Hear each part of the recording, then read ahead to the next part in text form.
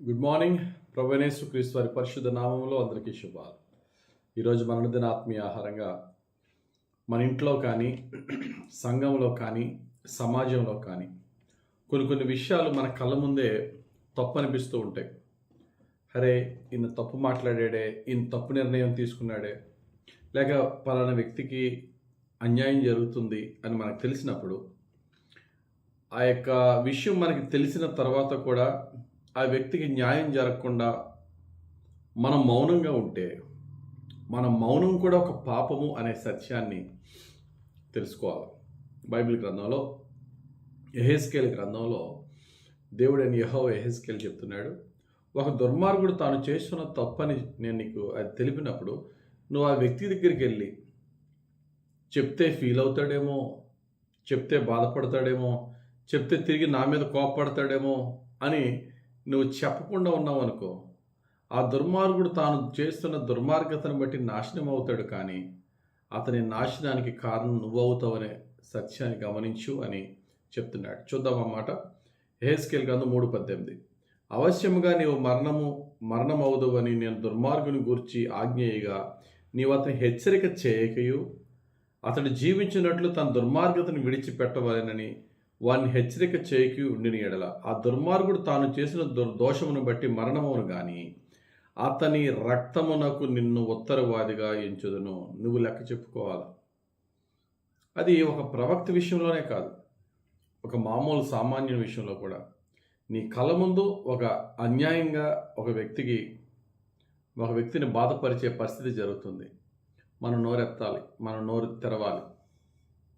Napoleon అని ఒక France దేశపు చక్రవర్తి ఒక చక్కటి మాట అంటాడు, the world suffers a lot not because of the violence of the bad people but by the silence of the good people అంటాడు.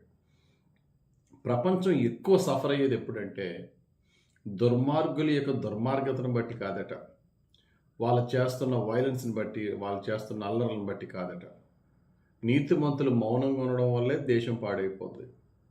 నీతివంతుడు, యథార్థవంతుడు అక్కడ తప్పు జరుగుతున్నప్పుడు తన నోరు విప్పాలి. అతడు ఫైటింగ్లు పెద్ద పెద్ద గొడవలు చేయక్కర్లేదు, కానీ ఇది తప్పండి, ఇది న్యాయం కాదు అని నీతివంతుడు, యథార్థవంతుడు నోరు తెరవాలి.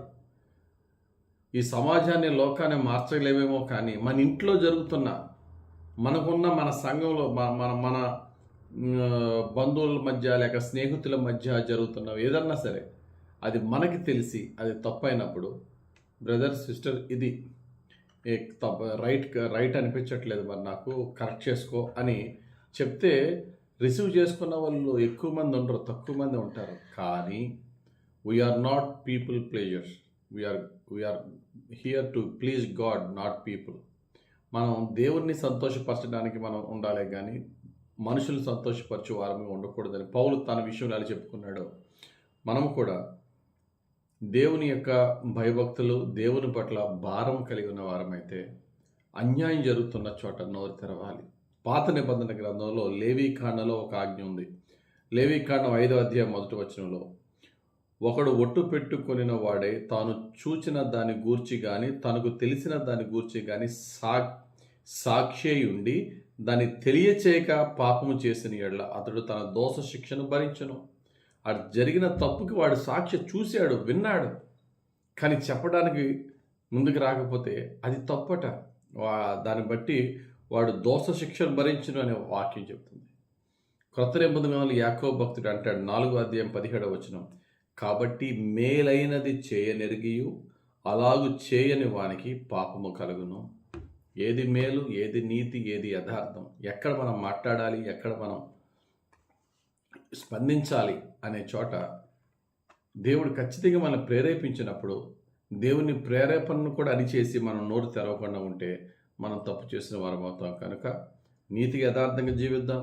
నీతికి విరోధంగా ఏదన్నా మనకి తెలిసిన దాంట్లో జరుగుతున్నప్పుడు చేయగలిగిన న్యాయం చేద్దాం. మౌనంగా ఉండొద్దు. ప్రజలు మనల్ని తృణీకరించిన దేవుడు దాన్ని బట్టి మనల్ని హెచ్చిస్తాడు. నోరు తెరిచి నీతి న్యాయముల గురించి మాట్లాడదాం. దేవుడు దాన్ని బట్టి కొందరిని రక్షించుటకును, దేవుని నామ మహిమార్థంగా మనలను దేవుడు ఇంకా హెచ్చించుటకును దేవుని కొరకు దేవుని పేరట మనం నిలబడదాం. దేవుడు అట్టి కృప మనకు దయచేయను గాక. ఆమేన్. ప్రేమ కలిగిన తండ్రి, ఈరోజు ఇచ్చిన ఈ వాక్యం బట్టి స్తోత్రాలు. మా కుటుంబాల్లో కానీ, మేము నివసిస్తున్న ఇళ్లలో కానీ, మేము వర్క్ చేస్తున్న చోట కానీ, ఎక్కడన్నా సరే నీతికి విరోధంగా, సత్యానికి విరోధంగా, న్యాయానికి విరోధంగా ఒక మాట కానీ ఒక క్రియ కానీ జరుగుతున్నప్పుడు అది తప్పని చెప్పడానికి ధైర్యాన్ని మాకు దయచేయండి. ఒక వ్యక్తి తప్పు చేస్తూ దానివల్ల నాశనం అవ్వకముందే ఆ వ్యక్తిని, అది కరెక్షన్ తీసుకున్నా తీసుకోకపోయినా అది తప్పని ఆ వ్యక్తిని కరెక్ట్ చేయడానికి నీ ఆత్మధైర్యం దయచేయండి. నీ కృపలో మమ్మల్ని సంరక్షించి, నీకు ప్రీతికరంగా మమ్మల్ని నడిపించి, నీ దయతో దీవించి, నీ బిడ్డలుగా, నీ దాసురాండ్రుగా నీ బిడ్డలైన మమ్మల్ని దీవించమని యేసు నామములో ప్రార్థించి వేడుకొనుచున్నాం తండ్రి. ఆమేన్. తండ్రి, కుమార, పరిశుద్ధాత్మ దేవుని త్రియేక దీవెనలు ఈ దినమంతట్లో మనకు తోడుండి మనల్ని నడిపించి దీవించును గాక. ఆమేన్. God bless you. Have a very blessed day.